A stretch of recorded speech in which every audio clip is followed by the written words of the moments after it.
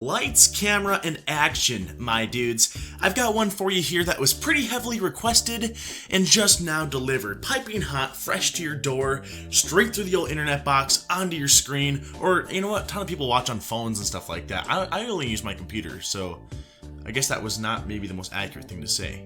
Anyways, that's right, today we're going to be talking about Chantel Marie, or Foodie Beauty as she's more maybe widely known on the internet. And we're going to talk about a couple things about her. Basically, what's wrong with their persona on YouTube? What's wrong with their YouTube and online presence? That's what I want to talk about. I don't necessarily want to go into them personally yet, because I don't really know a tremendous amount about them. I only know what I can see and what I can observe, and what I can see and observe is what they're putting out onto the internet. And of course, that's what we have here on YouTube. So for those of you guys out there who aren't familiar with who Foodie Beauty is,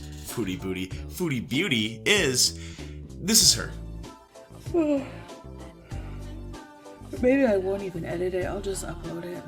Now, before we talk about what's wrong with her channel and her online presence, of course, feel free to like the video and subscribe if you enjoy it. Also, if you do enjoy the video and you don't subscribe, I'll find something that you like and I'll break it. I know I will. So yeah, feel free to like and subscribe, but only if you enjoy the video. Now, I didn't want to waste a ton of time with the intro. Now we're here. Let's talk about it. So when I say what's wrong with Foodie Beauty, like I said in a little bit before, I'm not really referring to the personal stuff. I'm talking about the online presence. And with that, it's the stuff that I noticed. And I have 3 things that I want to talk about. And the first one is maybe the most nitpicky, okay? But it still bothers me. It's similar to the gripe that I have with Amber Lynn, where she never capitalizes anything in her videos. Like, she'll do the lowercase I, which is just ugly. Just do the capital I. It's a sexy I. What's the problem with that? No, Chantel actually has the opposite problem. You see, all of her videos are capitalized. Literally, every single video in her catalog is capitalized. And I guess that's alright if you're going for a straightforward, streamlined approach. That's totally fine. Everyone's allowed to do something like that. But that one just got me because I just feel like I was missing out. And maybe this is where I can offer a little bit of heartfelt advice to Foodie Beauty. And I'll just say it. I like it when there's a little pizzazz in the title. I like when maybe like one of the words is capitalized. That really grabs my attention. So when I see that everything is capitalized, I feel like I'm being shouted at. All right. Now this is literally, I mean, definitely 100% the weakest of the things that I have against her. It's just one of those little nitpicky things that you start noticing around when you look at people's channels. You're like, oh, why is everything capitalized? Like, did they just forget that the caps lock was on, or what's the deal here? It's really not that big of a deal, and I'm kind of being a bitch. I mean, because obviously it's working for me. It's really not that big of a deal, and I'm kind of being dumb as well, just because, like, I mean, her channel's bigger than my channel, so who am I really to say what she should be doing for it or not? Maybe I'm not in the exact safe place to give criticism on that, but that one just bothered me a little, so I thought, hey, I'll tell you guys about it. That one was actually kind of a weak one, so I want to tie it in with something else, which is, we'll just call this the presentation of her channel. So not only is it all caps, but then if we look at her channel, we see the titles of her videos, which kind of come off as a little lazy. I mean, there's 2 videos that are identically named. They're called Hey, and I feel like a little bit of a hypocrite because these are like some of the few ones that have a little bit of lowercase there. But a lot of the videos just don't put a ton of time into the effort or into the titles. I don't really know what we got going on here. But not only that, she's got a similar problem with ALR, and that problem being she's kind of a hypocrite when it comes down to it. She goes out there, tries to go for a weight loss channel. That's the goal of the channel, but then doesn't really show the results. And it just goes to show, like, would this fly in any other community? Would there be a community that taught you how to build better and better birdhouses, but every time they made a video, the birdhouses got worse and worse? Like, would that fly, and how long would it take for people to catch on? Let me actually know in the comments. I'm curious about that one. Do you guys think that kind of a strategy could be applied into a different field? And if so, which fields? Like, what other area could they do it? Like, could a cook do that and just make worse and worse food? Like, let me know. Let's think. Let's brainstorm here. Let's use our collective mind of the internet and let's power through. So here's number 2, and this one really gets me. I cannot stand it when YouTubers do stuff like this. Now, there's a couple cardinal sins, I suppose you could say, that YouTubers do. One of them, and this is I think the worst one, is to hide the comments. Now, she didn't do that, so that's good. But the other one, which is almost as bad, is to hide the likes and the dislikes. I can't stand when people hide their likes and dislikes. And I promise you guys, it won't happen. I won't hide my comments. I won't hide my likes and dislikes. I don't think anyone should, all right? You're on the internet, okay? There's billions, I don't know actually about billions of people on YouTube, but there's a lot of people on YouTube.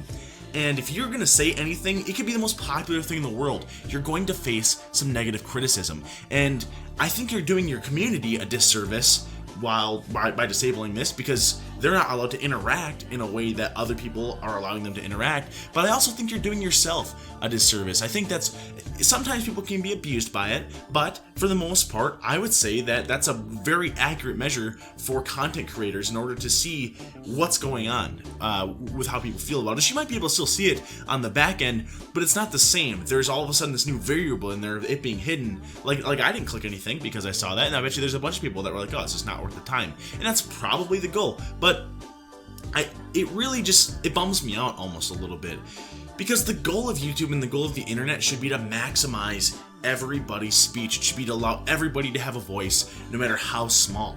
And even if that means letting the troll talk, let's let the troll talk, man. Let the troll download your video, okay? If there's enough people that support you, they'll thumbs it up. And speaking of that, if you guys enjoy my stuff, don't forget to hit that thumbs up.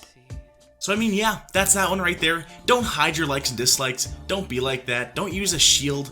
Don't use a shield, yeah, on the internet to try to protect your own probably ego about it. You know what I mean? That's really what it comes out to, if I'm being honest, if I'm just looking at it. And maybe there's some other reason. I guess I'll open that up, but let me know what you guys think. What do you think about it when a content creator hides their ability to comment or like or dislike? Like, if I did that, would you guys be happy about that? Let me know in the comments down below how people feel about it. And of course, you are able to do that because I have the comments down below.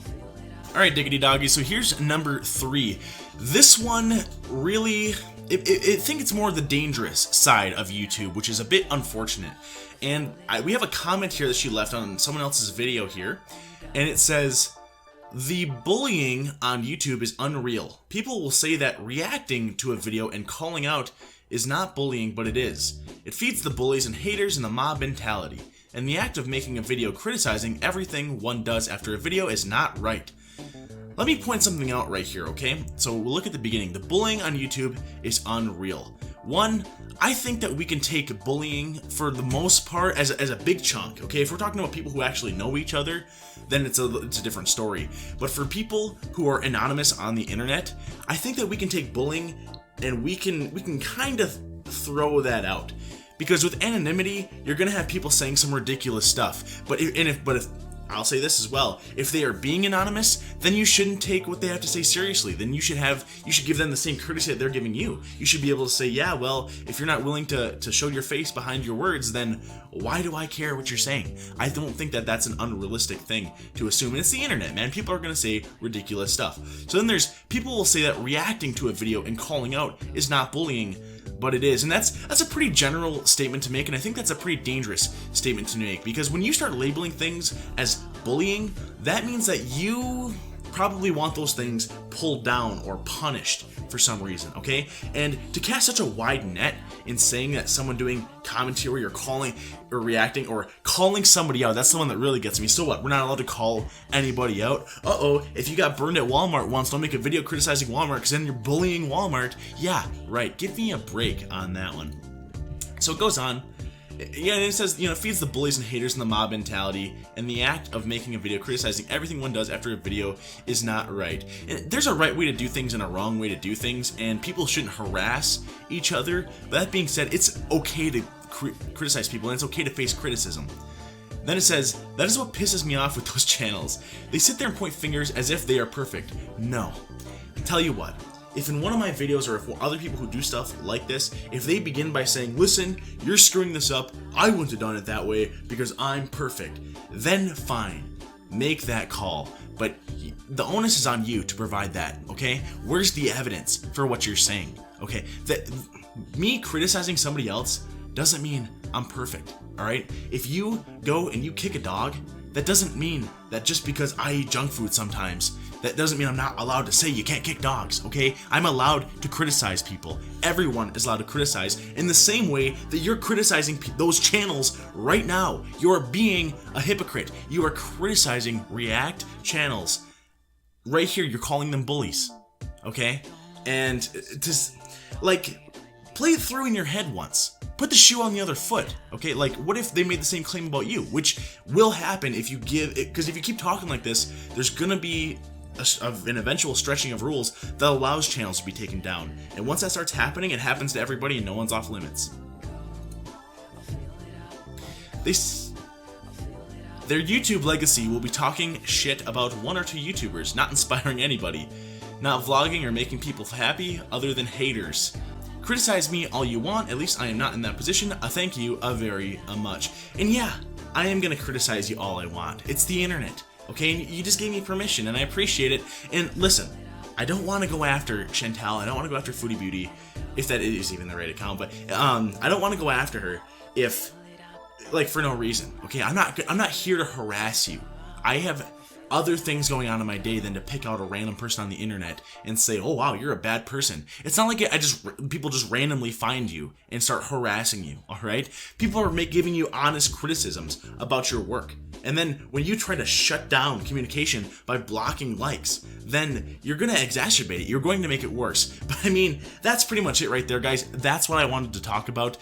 Couple things that were just bothering me about her channel, and I just want to talk about those things, get them off my chest, because things like that, they are important, and if somebody doesn't talk about them, then we'll lose any ability that we have on here. And as I said in the beginning, YouTube should be the place where we maximize our speech, not try to minimize it, not try to block each other from doing things. I don't care if someone makes a video about me, okay? I don't care. Even if it completely just tear me apart, good for them. Pick apart my flaws. I have flaws. Everybody has flaws. And it's fair to call out these flaws. It's what makes us better people. And you know what? If it's an anonymous person on the internet that says, hey man, you're kind of a loser. You probably have never even kissed a girl.